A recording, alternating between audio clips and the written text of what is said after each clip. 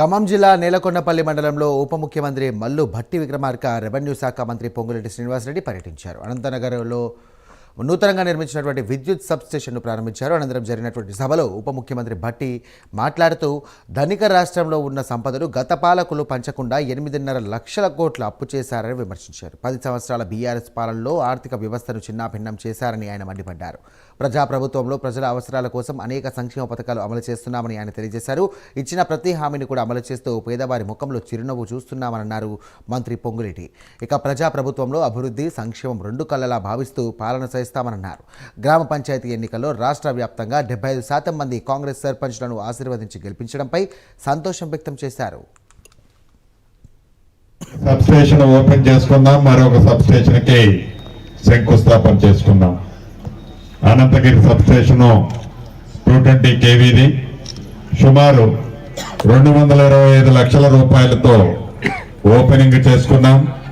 కామంచగల్లి substation 175 లక్షల రూపాయలతో శంకుస్థాపన చేసుకున్నాం. గౌరవ మంత్రివర్యులు, ఉప ముఖ్యమంత్రి చేతుల మీదుగా. మీకు తెలియంది కాదు, సాధించుకున్న తెలంగాణ, ధనిక తెలంగాణ రాష్ట్రాన్ని ఆనాటి 10 సంవత్సరాల పరిపాలనలో ఎలా కొల్లకొట్టి సుమారు 8,19,000 కోట్లు అప్పు చేయటమే కాకుండా, దొరికినంత దోచుకోవటమే కాకుండా,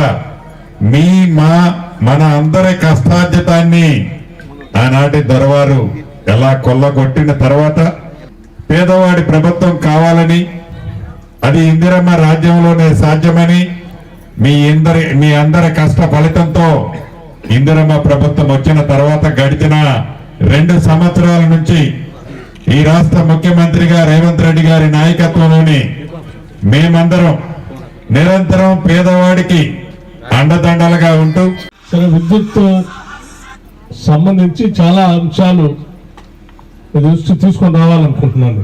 200 యూనిట్లు ఉచిత కరెంటు చాలా కుటుంబాలకు ఇస్తా ఉన్నాము.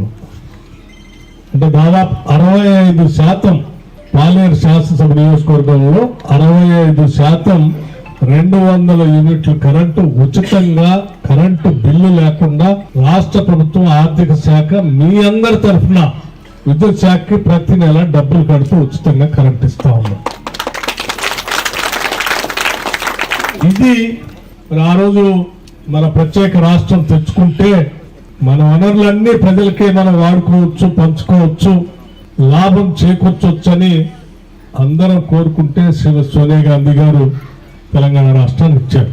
ఇప్పుడే శ్రీనివాసరెడ్డి గారు చెప్పినట్టు ఆ ధనిక రాష్ట్రంలో ఉన్న సంపదను ప్రజలకు పంచడానికి చేయాల్సిన పనులు చేయకుండా ఈ రాష్ట్రాన్ని, మమ్మల్ని అందరినీ తాకట్టు పెట్టి ఒక 8.5 లక్షల కోట్ల అప్పు తెచ్చి ఏమైనా ఇటువంటి కార్యక్రమాలు ప్రజలకు ఏమైనా ఉచితంగా 200 యూనిట్లు పేదవాళ్ళకి, మధ్యతరగతి కుటుంబాలకు ఏమైనా ఇచ్చారా అని అంటే ఇవ్వలేదు.